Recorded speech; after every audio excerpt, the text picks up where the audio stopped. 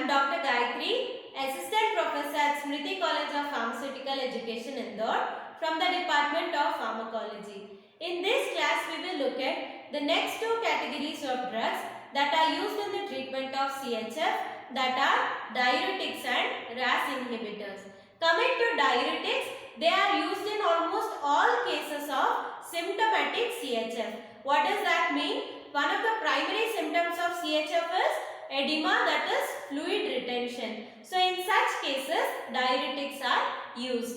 So high ceiling diuretics are the diuretics of choice for mobilizing the edema fluid. Later they can be continued in low doses. So in advanced CHF, after chronic use of diuretics, we know that resistance can be developed while using diuretics. So this can result even when high ceiling diuretics are used if they are in chronic conditions, when they are used on a long term basis. So in such cases, addition of thiazide diuretics or metolazone, spironolactone, etc. to furosemide can overcome the resistance. But thiazide alone, if it is given to patients, it is almost it is very less effective. Therefore, it has very limited role in treatment of CHF. So diuretics, their main function is they reduce the preload and improve ventricular efficiency by reducing the circulating volume. So they basically reduce the fluid volume, and then they remove peripheral edema and pulmonary congestion. We know that these two happen in CHF. So they reduce preload and also improve the ventricular efficiency by reducing the circulating volume, and they also reduce the edema and pulmonary congestion. Intravenous furosemide promptly increases the systemic venous capacitance and produces rapid symptomatic relief in acute ventricular failure. So intravenous furosemide can be used if we need an immediate effect, so rapid symptomatic relief.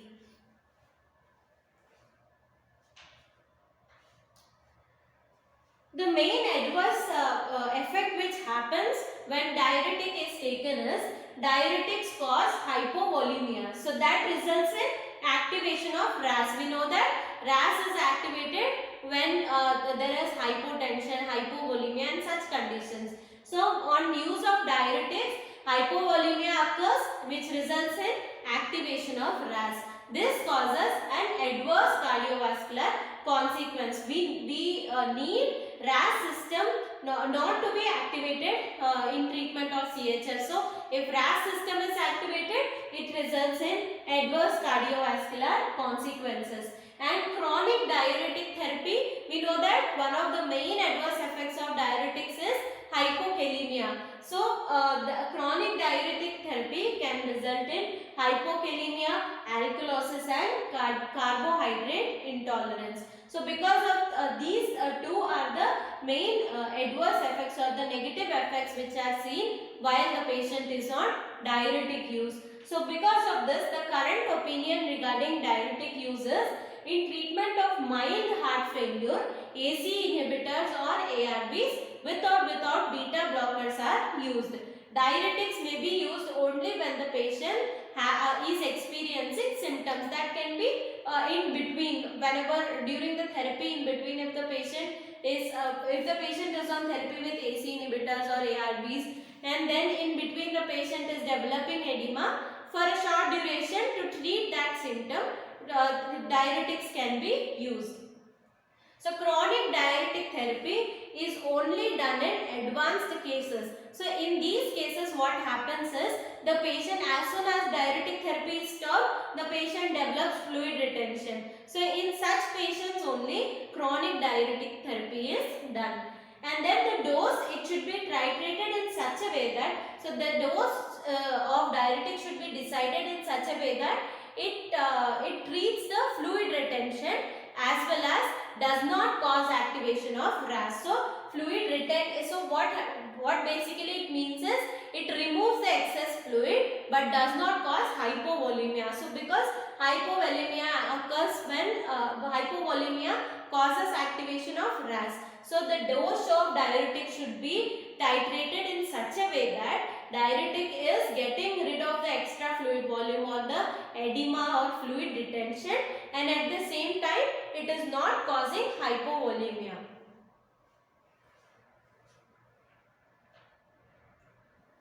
The next class of drugs that are used in the treatment of heart failure is renin-angiotensin system inhibitors, that is RAS inhibitors. So these include ARBs and ACE inhibitors. So what happens, activation of RAS, it plays a significant role in the symptoms and disease progression in CHF, because of which RAS has to be inhibited.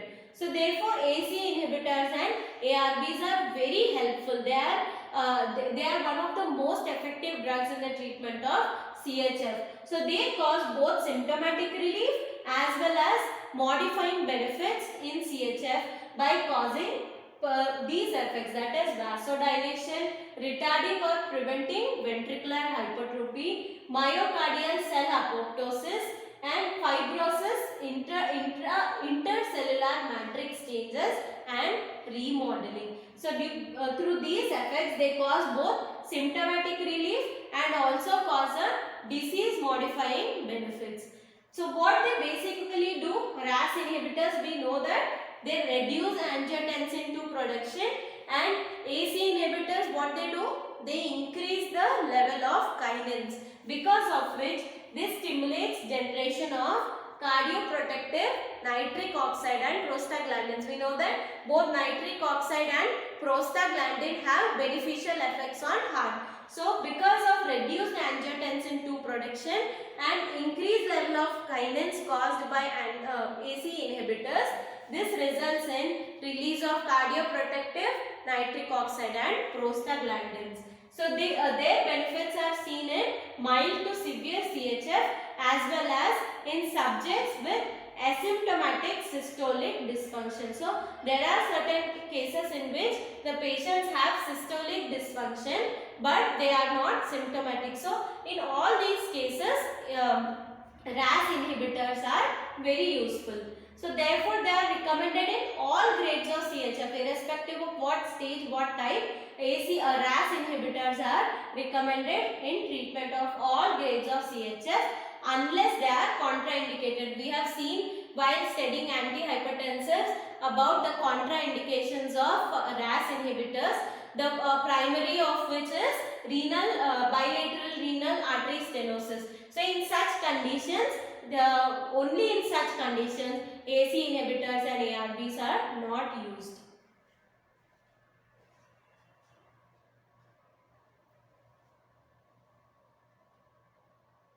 Vasodilators. So initially vasodilators were given intravenously only to treat acute heart failure which occurs in MI patients, that is myocardial infarction patients, either after myocardial infarction or in severe cases of myocardial infarction.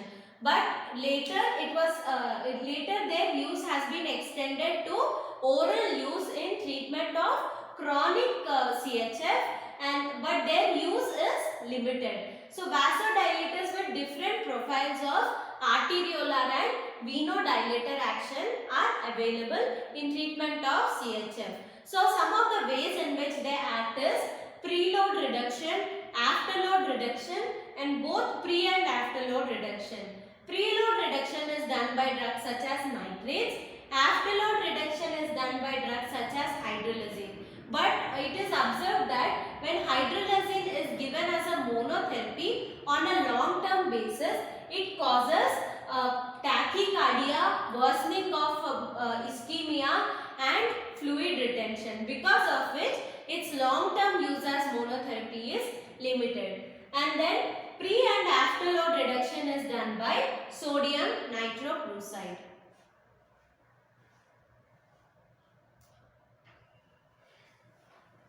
The next class of drugs are beta adrenergic blockers.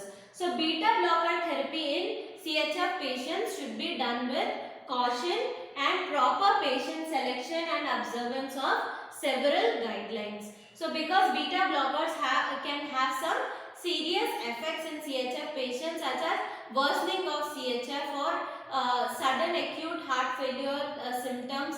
So for those reasons, the use of beta blockers in CHF patients should be done with caution, and patient selection should also be done carefully, and then it should be we should follow several guidelines while putting a CHF patient on beta blocker therapy. So the greatest utility of beta blockers is seen in mild to moderate CHF cases of dilated cardiac myopathy with systolic dysfunction.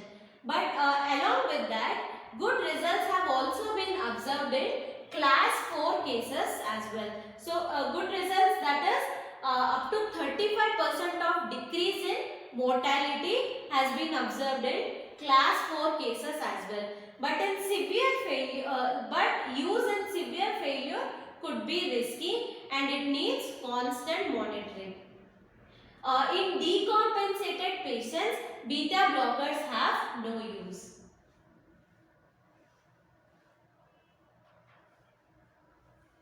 So the starting dose of beta blockers should be very low, and then slowly based upon the tolerance of the patient, the dose should be increased to the optimum level or the target level, or even near to the target level for obtaining maximum protection. So in few patients, the moment beta blockers are introduced or given to these patients, they develop severe worsening of heart failure. So in such patients, beta blocker should not be given. So for this reason, we will not be able to detect in which patients this will happen. So for that reason, it is safe to start beta blocker therapy at a very low dose in all patients, and slowly based upon the tolerance, seeing if the patient is developing any adverse effects like this, based on that slowly the dose can be increased. And then either long acting preparations such as sustained release preparations, or giving the drug 2 to 3 times in a day will help in providing round the clock, that is throughout the day, beta blockage action. And then there is no evidence of benefit of beta blockers in asymptomatic left ventricular dysfunction patients. So in such patients, beta blockers need not be used.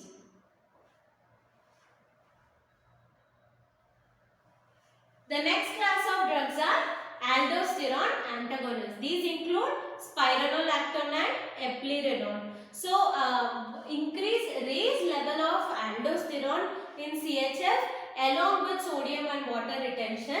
These two contribute to disease progression by direct or indirect mechanisms. So, that is the reason because of which aldosterone antagonists should be used in treatment of CHF. So these include expansion of extracellular fluid volume, which increases the cardiac preload, and then fibroblast proliferation and fibrotic changes in the myocardium results in worsening of systolic dysfunction and pathological remodeling.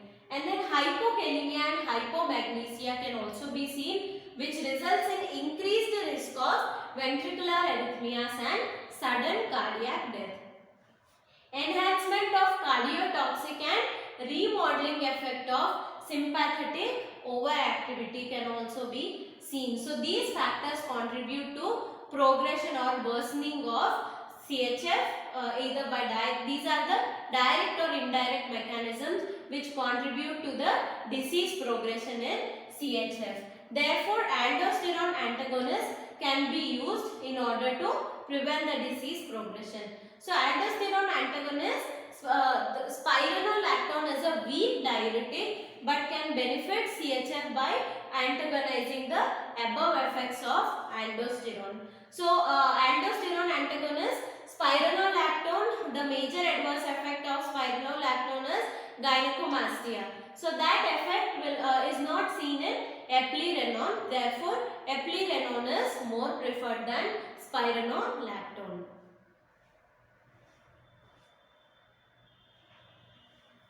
So the next drugs are sympathomimetic inotropic drugs.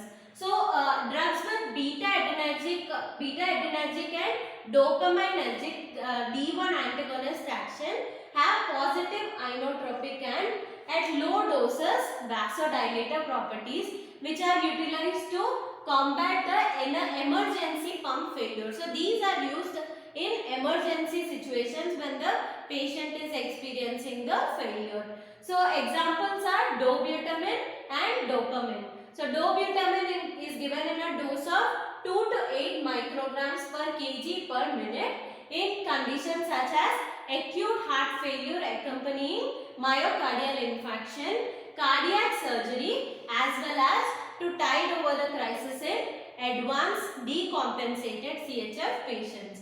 And dopamine in a dose of 3 to 10 micrograms per kg per minute given intravenously as an infusion has been used in cardiogenic shock due to myocardial infarction and other causes. So we can understand that this class of drugs are preserved for use in emergency pump failure conditions. So these drugs afford additional hemodynamic support over vasodilators, digitalis and diuretics, but their benefits are only short lasting. So their hemodynamic support is more than vasodilators, digitalis and diuretics, but that effect is only short lasting.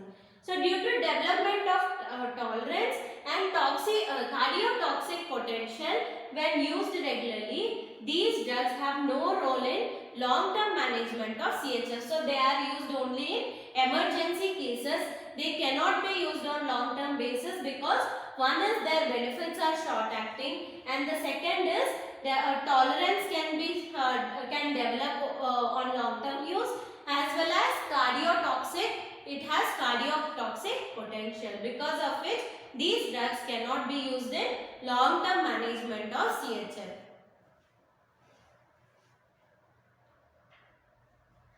The last class of drugs which are included in this category are phosphodiesterase 3 inhibitors. So this class includes drugs such as theophylline, aminophylline and enamrinone and milrinone. So theophylline is a phosphodiesterase inhibitor that is non-selective for different isoforms of this enzyme. So theophylline inhibits phosphodiesterase, all isoforms of phosphodiesterase, and it degrades intracellular cyclic AMP and cyclic GMP. So intravenous aminophylline, it was used in past for acute left ventricular failure but had very limited benefits, and it also had severe toxicity, because of which this drug is no longer under use. And enamrinone or milrinone are the other drugs that come under this category, but this category of drugs are not usually used in the treatment of CHF.